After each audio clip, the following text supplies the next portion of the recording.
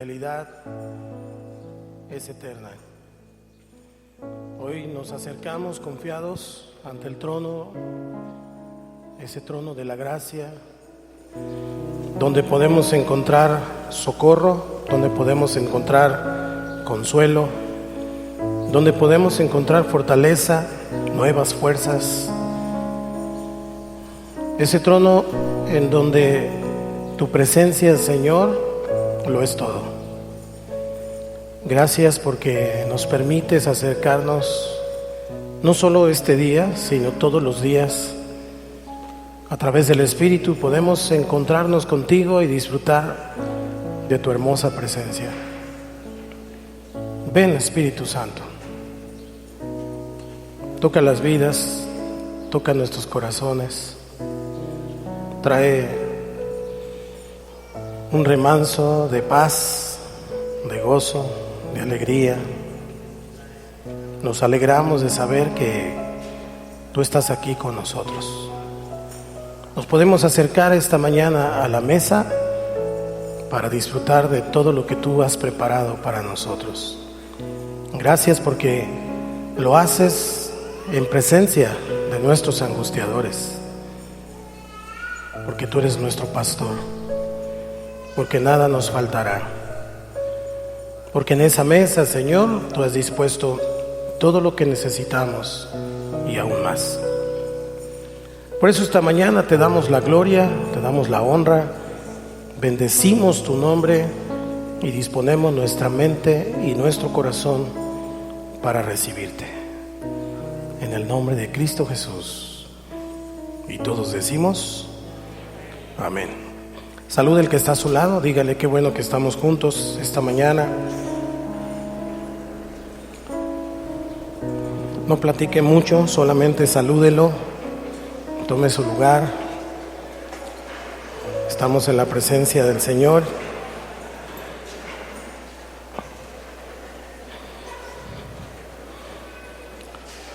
Damos la bienvenida también a nuestros amigos y hermanos que nos escuchan a través de las redes sociales. Tenemos una congregación prácticamente virtual en diferentes latitudes, diferentes estados y algunos países que cada 8 días nos siguen y escuchan la predicación por lo que quiera, tal vez porque no tiene una iglesia cerca o porque no hay por allí algún centro cristiano. Entonces pues les mandamos saludos desde Yautepec. Pues estamos previos a la Navidad, una Navidad que ha sido atacada durante siglos y en estos tiempos nuevamente, porque pues la verdad es que el enemigo nunca va a dejar de atacar las cosas de Dios. ¿Cuántos saben eso? Pero quiero hablarle esta mañana de un aspecto muy importante con respecto del nacimiento de Jesucristo. Pero primero vamos a leer esta historia, la historia más hermosa, más maravillosa que existe, que es la historia del nacimiento de Jesús. ¿Cuántos están de acuerdo con eso? Vamos a Lucas capítulo 2 y vamos a leer del 1 al 20. Del 1 al 20. Para que no le cuenten historias en la tele, ¿ok? Aquí en la Biblia dice cómo fue todo. ¿Ya está? Dice la Escritura: aconteció en aquellos días que se promulgó un edicto de parte de Augusto César que todo el mundo fuese empadronado. Usted.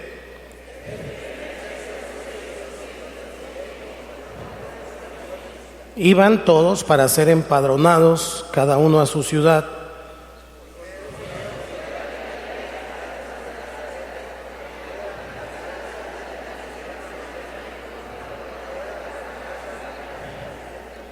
Para ser empadronado con María, su mujer, desposada con él, la cual estaba encinta.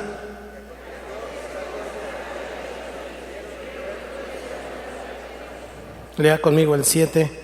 Y dio a luz a su hijo primogénito, y lo envolvió en pañales y lo acostó en un pesebre porque no había lugar para ellos en el mesón. Había pastores en la misma región que velaban y guardaban las vigilias de la noche sobre su rebaño.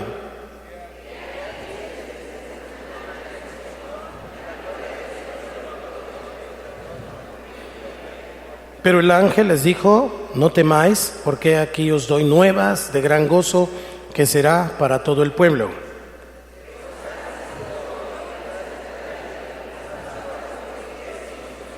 Esto os servirá de señal: hallaréis al niño envuelto en pañales, acostado en un pesebre.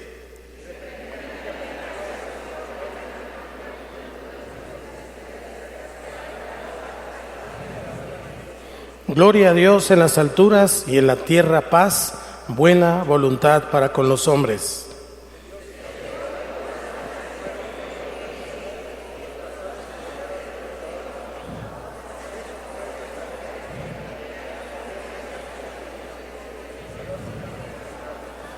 Vinieron pues apresuradamente y hallaron a María y a José y al niño acostado en el pesebre.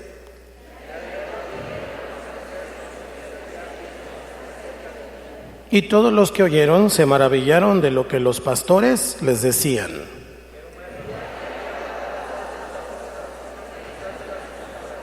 Juntos, y volvieron los pastores glorificando y alabando a Dios por todas las cosas que habían oído y visto, como se les había dicho.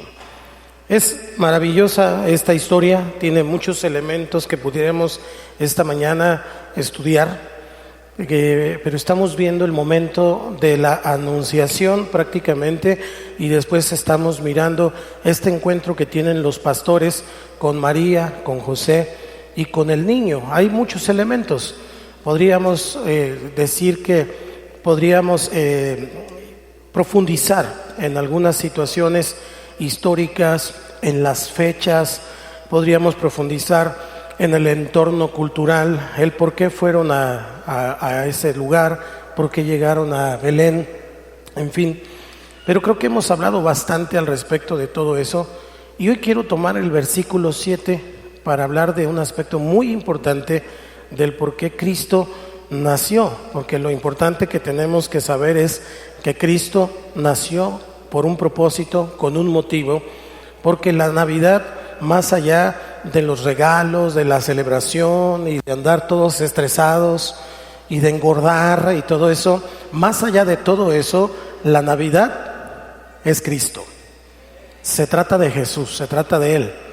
Y la humanidad ha olvidado eso, porque estamos inmersos en fechas de celebración, pero no tenemos muy claro exactamente de qué se trata, en dónde tenemos que ubicar nuestra celebración. Así que celebramos el estar con la familia, lo cual es bueno.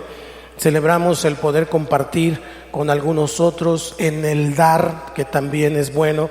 Pero lo central de la Navidad es Jesús. Amén. Así que entonces voy a leer el versículo 7 una vez más. Si quiere, ayúdeme, porque aquí me voy a centrar. Dice: y dio a luz a su hijo primogénito, y lo envolvió en pañales y lo acostó en un pesebre porque no había lugar para ellos en el mesón. Muy bien. Y dio a luz a su hijo primogénito.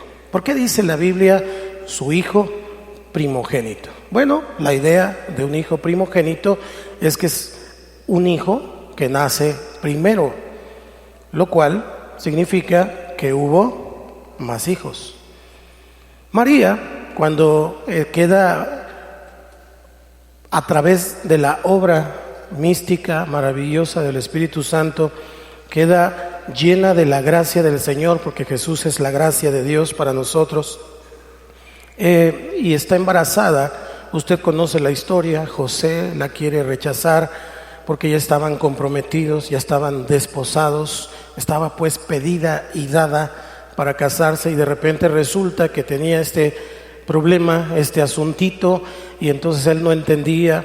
4 veces tuvo un encuentro José con un ángel. Dios siempre va a dar explicaciones cuando hay algo relevante que hacer. Y entonces viene el ángel, le cuenta a José que era obra de Dios lo que estaba pasando con María y le dice recíbela. Luego más adelante vuelve a tener un encuentro con el ángel y el ángel le dice, después de que nace, llévatelo a Egipto porque Herodes quiere matar a todos los niños. Y después de que Herodes se muere, otra vez un ángel va con José y le dice, regresa porque ya Herodes ya se murió. Y después tiene otro encuentro con José para indicarle qué es lo que había de hacer con Jesús. Así que José era un hombre piadoso, era un hombre que Dios en su gracia y misericordia había escogido para ser el padre adoptivo de Jesús. En las Biblias antiguas, cuando se menciona a José, se le pone P.P, que significa padre putativo, lo cual significa adoptivo en un español antiguo. Por eso a los Josés se les dice Pepe, porque se anteponía esa P.P. De tal manera que José, entonces, un hombre amoroso, y por supuesto María, una mujer admirable. Yo quiero conocerla cuando llegue al cielo, porque tuvo que ser una mujer muy especial, muy comprometida con Dios, para que haya sido la escogida de Dios para tener a ese hijo. ¿Cuántos piensan lo mismo? Sin embargo, la Navidad y el Evangelio no se trata ni de José ni de María, se trata de Jesús, porque Él es el centro. Dos hombres, dos seres humanos admirables, por supuesto, y creo que tenían grandísimas cualidades por las cuales el Señor los escogió. Él sabía cómo iba a reaccionar José, porque Dios nos conoce. Dile al que está a tu lado, Dios te conoce. Aunque pongas carita de ángel, Dios te conoce. Dios sabe lo que pensamos, lo que sentimos, sabe cómo reaccionamos. Entonces no hizo esta escogencia de José y María de manera arbitraria. En realidad Dios nos conoce. Y significa entonces que el hijo primogénito era el que abría matriz. La Biblia dice algo muy importante, que María era virgen, que María no había conocido hombre. Dice que no se habían juntado, que no habían tenido ningún tipo de relación sexual. Así que entonces María concibió siendo virgen y dio a luz siendo virgen. Tiempo después encontramos en la palabra, cuando vienen a buscar a Jesús en algún lugar que él estaba predicando, dice el evangelista, te buscan tu madre y tus hermanos. En otra porción dice los hermanos y las hermanas de Jesús. Quiere decir que bíblicamente, mirando todo el contexto, podemos entender que fueron una pareja que Dios escogió, pero que finalmente el primogénito es precisamente el centro de todo. Ahora, ¿qué tenía de especial haber sido el primer hijo? La primogenitura en tiempos bíblicos probablemente, fíjese que en nuestra cultura actualmente no significa mucho este asunto de ser el primogénito, porque pues ya como que no entendemos el significado, pero en los tiempos bíblicos la primogenitura tenía un significado increíble. Es decir, el estado del primogénito era muy importante, porque además de dar ciertos derechos, por ejemplo en la herencia, el primogénito recibía el doble que el resto de los hermanos. El primogénito recibía doble porción, diga conmigo doble porción.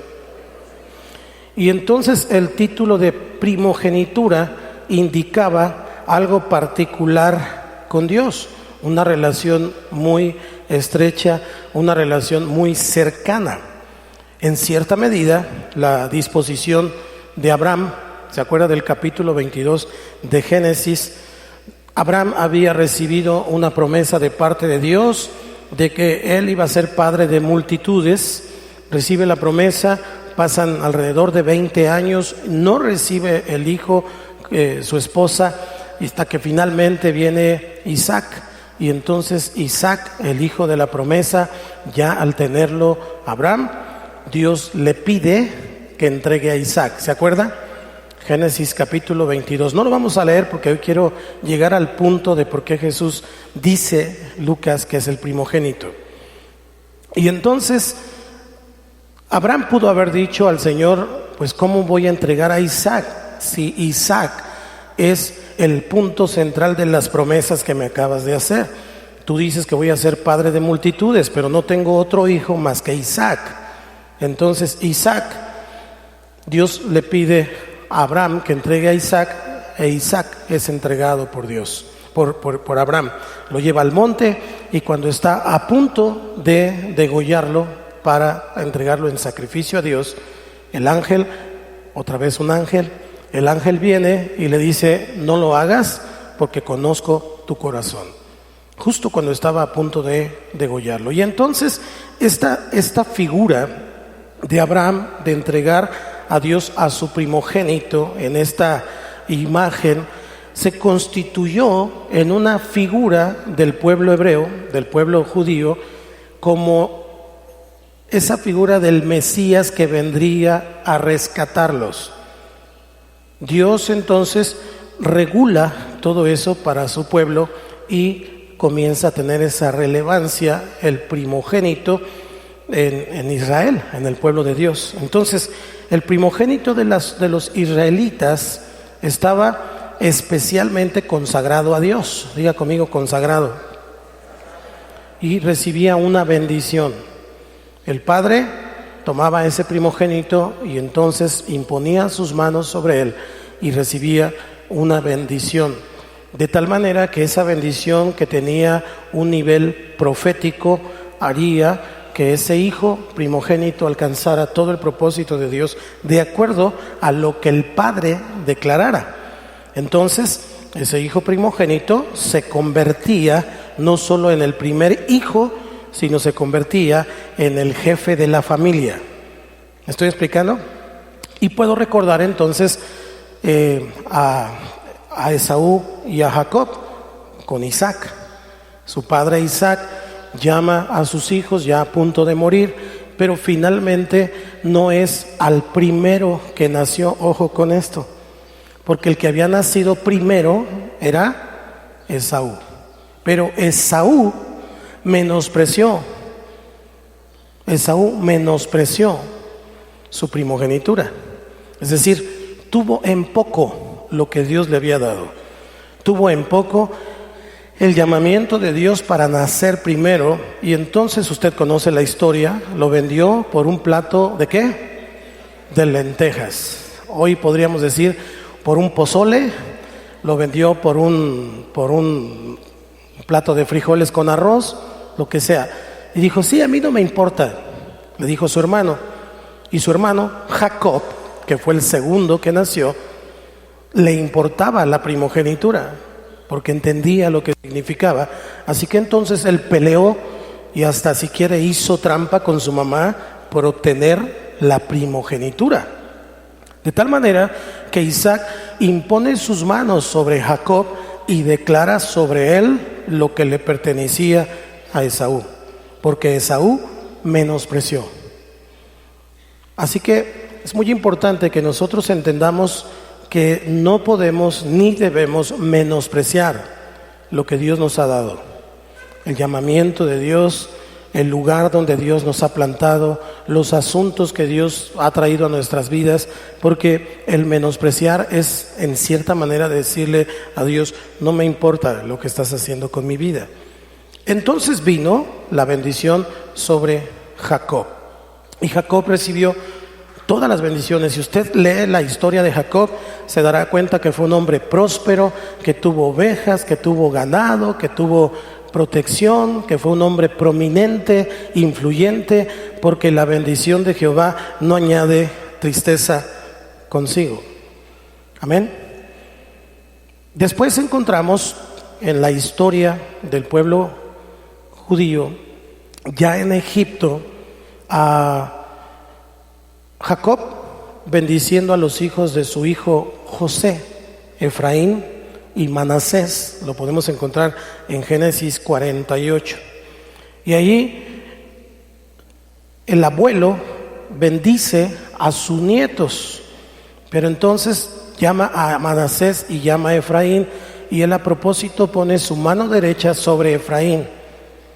Aunque ya no veía bien, él se dio cuenta y puso su mano derecha sobre Efraín. Y José, su hijo, le dijo: no, papá, él no es el primogénito, es Manasés. Y entonces él le dijo: deja, así conviene. Entonces él bendijo a Efraín, no al primero, no a Manasés. Cuando después estudiamos un poquito la vida de Manasés, nos damos cuenta que menospreciaba sus raíces hebreas. Y entonces se repite la historia. No es el primero en nacer el que recibe la primogenitura. En este caso volvió a ser el segundo. ¿Estamos acá? Piense, ¿a dónde lo quiero ir llevando? Piense. Dice la Escritura, dice el apóstol Pablo, que hubo un primer Adán.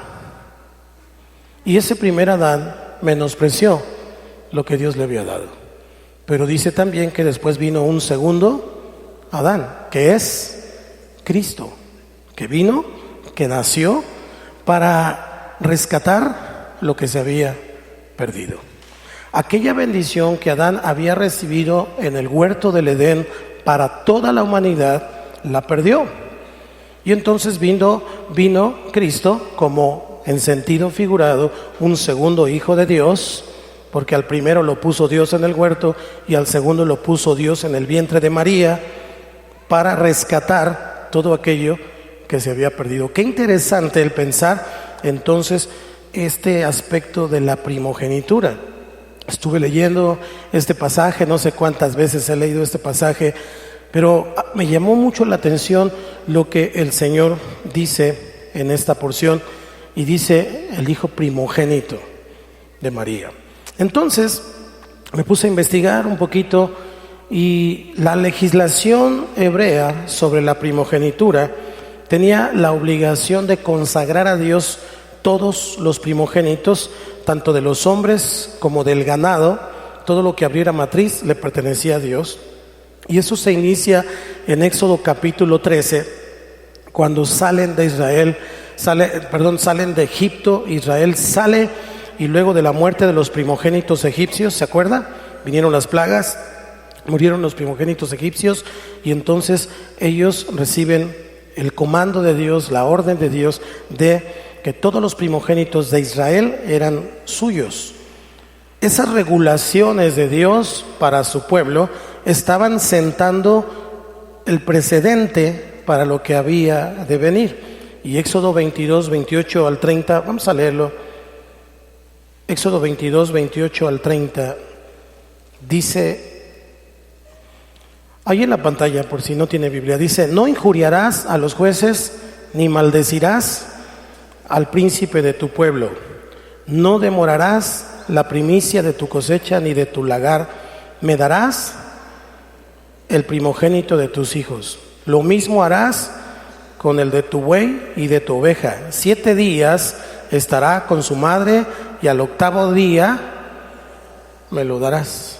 Luego dice el versículo 34, capítulo 34, ahí mismo en Éxodo 34, 19, para los que están anotando, para los demás pues en la pantalla dice: todo primer nacido mío es, y de tu ganado todo primogénito de vaca o de oveja que sea, aquí Dios ya está añadiendo otra cosa, que sea macho.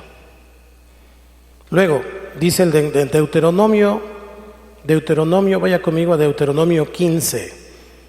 Ya sabe que me gusta darle muchas porciones de la Escritura para que no tengamos ninguna situación aquí de controversia, sino que nosotros mismos vayamos mirando lo que dice la palabra. 15 del 19 al 23 dice: consagrarás a Jehová tu Dios todo primogénito macho de tus vacas y de tus ovejas. No te servirás del primogénito de tus vacas, ni trasquilarás al primogénito de tus ovejas. Delante de Jehová tu Dios los comerás cada año. tú y tu familia en el lugar que Jehová escogiere, y si hubiere en él defecto, o sea, fíjense, Dios no quería animales defectuosos, no quería sacrificios ni ofrendas chafas. Dice, si fuere ciego o cojo o hubiere en él cualquier falta, no lo sacrificarás a Jehová tu Dios. Porque toda esta figura del primogénito, del cordero, todo este sacrificio es una imagen. Está sentando una imagen de aquel que vendría sin mancha, sin defecto, sin pecado, el Cordero de Dios que quita el pecado del mundo. Es decir, Dios iba formando un pensamiento en su pueblo para que cuando viniera el Mesías, el príncipe de paz, entendieran de qué se trataba, pero además de que pudiéramos mirar que Él es el Hijo de Dios. ¿Cuántos dicen amén? Vaya conmigo entonces a Números 3, 45 y 46. En el Sinaí, la tribu de Leví fue aceptada. Recuerde que el pueblo de Dios se extravió y ya no fueron ese reino de sacerdotes que Dios quería para todas las naciones, pero Dios escogió una tribu dentro de Judá, del pueblo de Judá o de la tribu de Judá, escoge a Leví y se acepta para servir en el santuario en lugar de todos los primogénitos de las demás tribus. Aquí ya estamos hablando de un remanente, ya es una figura de la iglesia. Dios envió a su Hijo para que todo aquel que en Él cree sea salvo, ¿ok? Tenga vida eterna. Para eso lo envió, pero hay que tener fe en Él. Finalmente hay un remanente que es un símbolo de la iglesia. ¿Quién es la iglesia? Todos aquellos que creen y caminan con Jesús. ¿Está aquí la iglesia del Señor? Y entonces dice que el Señor escogía al hijo primogénito que fuera redimido. Dice, toma los levitas en lugar de todos los primogénitos de los hijos de Israel, y los animales de los levitas en lugar de sus animales, y los levitas serán míos, yo Jehová. Y para el rescate de los 273 de los primogénitos de los hijos de Israel que exceden a los levitas. Es decir, tomó a los primogénitos de la tribu de Leví en rescate de todos los demás primogénitos de las otras tribus. Ya estábamos viendo nuevamente una segunda. ¿Me estoy explicando? Esaú y Jacob, Manasés y Efraín, todos una tribu. En la Biblia, entonces, la palabra primogénito no es usada en el sentido del que nace primero, aunque aplica. Pero, como ya vimos, algunos no valoraron su primogenitura. Entonces la Biblia también usa la palabra primogénito en el sentido de aquel que tiene la máxima autoridad de importancia en la familia. Porque el hijo primogénito era bendecido por el padre y era quien se quedaba a cargo de todo lo que el padre había logrado. Él entonces era el encargado.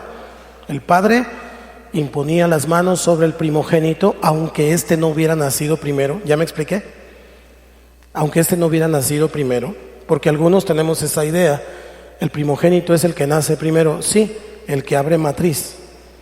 Sí, pero el que menosprecia su primogenitura pierde, en ese sentido, su primogenitura.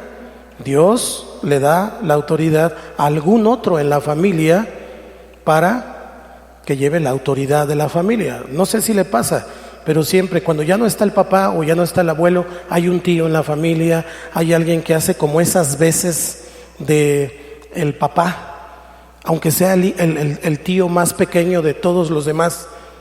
¿Sí me estoy explicando? Porque la primogenitura tiene que ver con eso. Bueno, entonces, ¿por qué le estoy dando toda esta explicación? Porque la Navidad nos presenta a Cristo como primogénito. La Navidad nos presenta, dice Lucas 2:7, lo voy a volver a leer, y dio a luz a su hijo primogénito, y lo envolvió en pañales y lo acostó en un pesebre, porque no había lugar para ellos en el mesón. De parte de Dios, la figura de Jacob puesta en Jesús. De parte de Dios, la figura de Efraín puesta en Jesús como el segundo Adán. Pero de parte de María, el primogénito, el que abría matriz. Así que Cristo cumple los dos aspectos: el aspecto de abrir matriz, pero también el aspecto de la bendición del Padre sobre ese hijo que estaba siendo el primogénito. Jesús es llamado el primogénito de María. Por eso sus padres, siguiendo una costumbre que se extendió después de la cautividad, allá en Nehemías 36, visitan el templo con motivo de la purificación de María. Levítico decía que cuando una mujer daba a luz, pues tenía 7 días que guardarse de su menstruación, y finalmente, después de el tiempo, al 8º día, tenían que presentarlo allá al Señor. Y era una costumbre que nos muestra lo siguiente: el mandato de presentar a los hijos, ponerlos delante del Señor, a los primogénitos, era guardado en los tiempos de Jesús. Pero ¿a dónde nos lleva esto? Nos lleva a esto: Jesús es el primogénito no solo de María, sino es el primogénito eterno. Diga conmigo: el primogénito eterno. Porque la primogenitura de Jesús va más allá de ser el hijo mayor de una familia humana. Ya el Salmo 89, le voy a dar varias citas ahora. El Salmo 89, versículo 27, decía de manera profética: yo también le pondré por primogénito el más excelso de los reyes de la tierra. Quiere decir entonces que la excelencia de la dignidad de Cristo se declara llamándole también en Romanos 8:29 el primogénito de entre muchos hermanos. Quiere decir que usted y yo estamos aquí gracias a la gracia del Señor, y Jesús es el primero en nacer de manera celestial, engendrado por el Espíritu Santo, aunque nació de mujer, y entonces era el primero en nacer de esa manera. Cuando una persona viene al camino del Señor y decide caminar con Jesús como su Señor y Salvador, viene un nuevo ¿qué? Un nuevo nacimiento. Y aunque usted y yo hayamos nacido de un vientre, finalmente ese nuevo nacimiento no puede ser engendrado por carne ni sangre, sino por el Espíritu de Dios.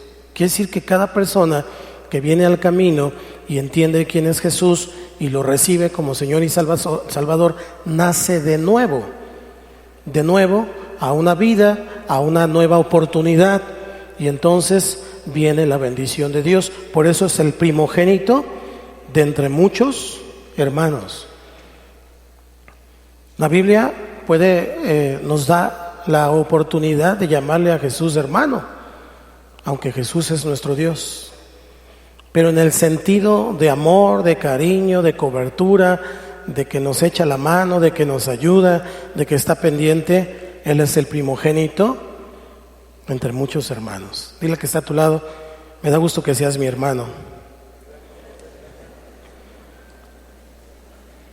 ¿Por qué hermano? Porque tenemos un mismo Padre. Si tu Padre no es el mismo que el mío, entonces pues no me digas hermano. Así de fácil. El primogénito de entre los muertos también es llamado en Colosenses 1:18. Dice: y Él es la cabeza del cuerpo, que es la iglesia, el que es el principio, el primogénito de entre los muertos, para que en todo tenga la preeminencia. ¿Qué significa esto? También Apocalipsis 1:5, si quiere leerlo ahí en la pantalla. ¿Qué significa esto? Que Cristo vino a esta tierra para morir por nosotros, pero su muerte traería vida a la nuestra, y al resucitar, Él es el primero en resucitar. Diga conmigo: el primero en resucitar. Eso nos da esperanza, eso nos coloca en esta posición. Si yo soy hermano de Cristo, si yo estoy caminando con Cristo, cuando yo muera, un día también voy a resucitar, porque Él resucitó primero. Bueno, los que van a resucitar. ¿Cuántos van a resucitar? Ok. Eso significa el primogénito de entre los muertos. Y Apocalipsis, el apóstol Juan vuelve a repetirlo, y de Jesucristo, el testigo fiel, el primogénito de los muertos y el soberano de los reyes de la tierra.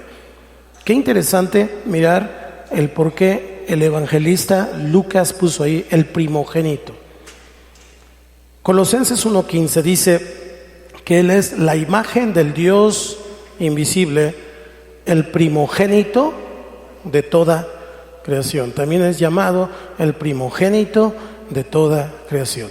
No es solamente que Jesús nació, porque la historia romántica que usted y yo podemos escuchar cada fin de año es esa.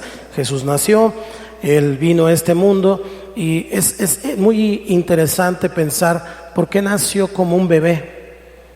Porque si Él, siendo Dios, pudiera haber decidido nacer como un hombre ya hecho y derecho, fuerte. Es más, ni siquiera tener la humildad de entrar en un vientre y hacerse pasar durante 9 meses de gestación y luego nacer y luego crecer durante todas las etapas de la niñez, la adolescencia, la juventud, hasta finalmente comenzar una vida ministerial a los 30 años. Simplemente pudo haber llegado en un caballo del cielo, un caballo blanco, y estacionarse en la tierra y decir: se les acabó el 20 a todos, ¿no? Ya llegué. ¿Podría haberlo hecho? Claro, Él es Dios y Dios puede hacer lo que Él quiera. Pero Dios nos muestra humildad, porque esa es la característica esencial de Jesús. ¿Por qué en un pesebre? ¿No pudo haber nacido en el mejor hospital de su tiempo? Claro, Él es Dios. ¿Por qué un pesebre? ¿Sabe que un pesebre era un mueble de madera donde comían las vaquitas y las ovejitas?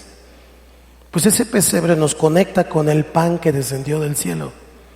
Y aquel que no come mi carne ni bebe mi sangre no tiene parte conmigo. Todo en la Biblia está conectado con Jesús. Jesús es el centro. Él es el mayor regalo que Dios nos pudo haber dado. Si Jesús no hubiera venido a esta tierra, usted y yo no tendríamos esperanza. Pero tenemos esperanza, tenemos fe por el amor de Dios a nuestras vidas. Cristo te ama. Por eso Jesucristo tiene el sacerdocio supremo, como dice Hebreos, capítulo 5, del 5 al 10. No lo voy a leer, ahí pónganlo en la pantalla porque quiero enfocarme a otra cosa. Y también Jesucristo es el heredero de todo. Hebreos 1:2, ese sí lo voy a leer. Hebreos 1:2. En estos postreros días, dice la Escritura, nos ha hablado por el Hijo, a quien constituyó heredero de todo y por quien asimismo hizo el universo. Piensa en Cristo como Hijo, pero que ese Hijo nos da la oportunidad como hermanos de ser herederos junto con Él. ¿De qué? De todo. De su herencia, que es universal. De todo. Usted y yo somos bendecidos, muy bendecidos, porque hay algo que las personas en este mundo ya no tienen, aunque lo puedan tener todo, y es fe. La fe en Cristo, quiero ser muy específico, porque las personas pueden tener fe en cualquier cosa, hasta en su patrón, en su cartera o quien sea, dependen de ellos. Pero la fe en Cristo es lo que nos hace ser personas relevantes, es decir, salir del promedio para entonces ser personas que tienen fe, que cuando parece que todo está acabado, sabemos que aquel que con un soplo de vida puede hacer que todo renazca, que cuando parece que todo está en el desierto, Él manda su lluvia y entonces puede haber bendición. La fe para creer en aquel que es capaz de vencer a la muerte. Y si Él venció a la muerte, entonces puede vencer cualquier enfermedad. Él puede vencer cualquier asunto, porque Él es Dios. Me asombra su amor. De verdad me asombra su amor. ¿Cómo Dios puede amarme a mí? No sé, no conozco tu vida, pero conozco la mía. ¿Cómo Dios me puede amar? Me conoce completamente y aún así me ama, no como otros. Él es el único que me puede juzgar y no lo hace. Por eso amo a Dios. Por eso sirvo a Dios. Pero lo que más me asombra de Dios, la característica que más me asombra de Dios y que nunca voy a entender, es su humildad. Siendo Dios, dejó su trono, vino a esta tierra, se hizo hombre. Y no solamente se hizo hombre, sino que vino a dar su vida por alguien como tú y por alguien como yo. Y no cualquier muerte, muerte de cruz. Es decir, la peor y la más horrenda de las formas de morir, con tal de pagar lo que nosotros como humanidad habíamos roto. Y entonces el Padre vino y puso su mano sobre él y dijo: este es mi Hijo amado en el cual tengo complacencia. Fue a la cruz, murió, derramó su sangre como aquel cordero del Antiguo Testamento, sin defecto. Y ese sacrificio fue aceptado delante del Padre. Y hoy usted y yo, por causa del nacimiento, vida, obra, muerte y resurrección de Cristo, podemos celebrar la Navidad. La Navidad es Cristo. Todo lo demás es parte de la celebración. Es para animarnos. Es para recordar que un día un niño nos fue dado, mostrándonos el amor de Dios y la humildad de Jesús.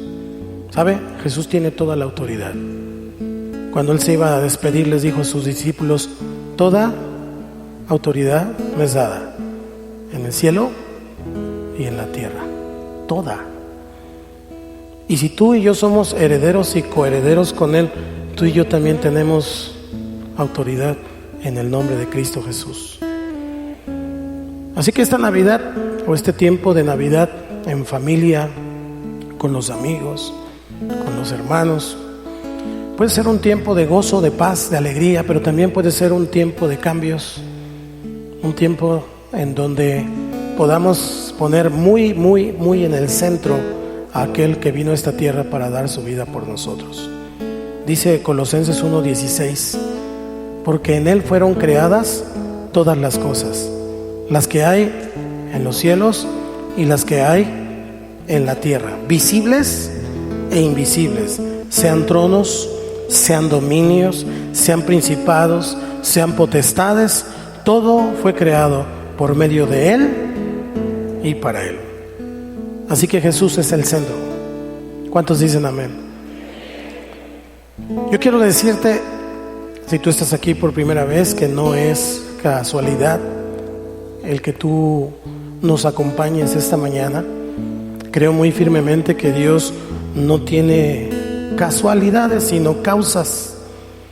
Y la causa de que estés aquí esta mañana tiene que ver con que Dios te ama y que Él quiere que tú también, o usted también, disfrute de esta comunión con Dios, que disfrute de la bendición del Padre, que disfrute de la bendición del Hijo y de la comunión con el Espíritu Santo cada día de su vida, para que entonces podamos tener una vida no solamente que nos llena de diferentes maneras con lo que hacemos, sino principalmente nos llena con la presencia de Dios.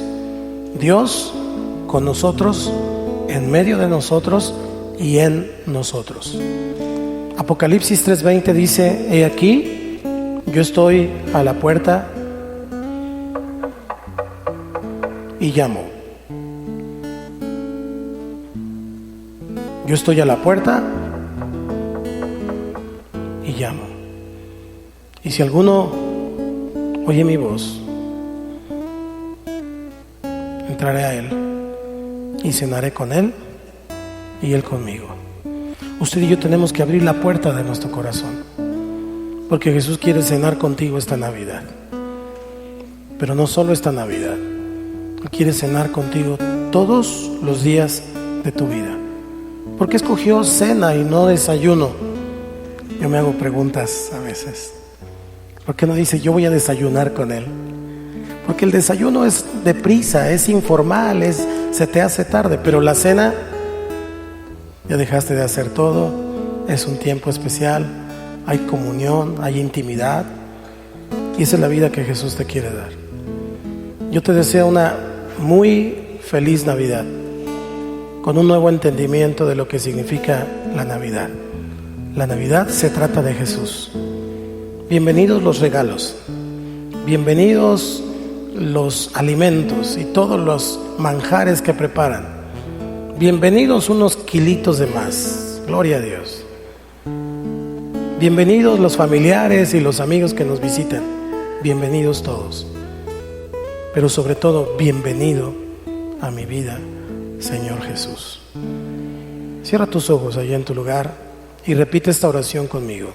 Señor Jesús, esta mañana te doy gracias porque naciste. Pero yo te quiero pedir que vengas a mi vida, que seas mi Señor, que seas mi Salvador y que me hagas nacer de nuevo. Ayúdame a ser la persona que tú quieres que yo sea. Quiero que mi vida sea una bendición. Quiero vivir en paz, con gozo y con fe. Por eso hoy te abro mi corazón, arrepentido de mis pecados, y te recibo como mi Señor y mi Salvador, en el nombre de Cristo Jesús. Y todos decimos amén. Gloria al Señor. Si usted está aquí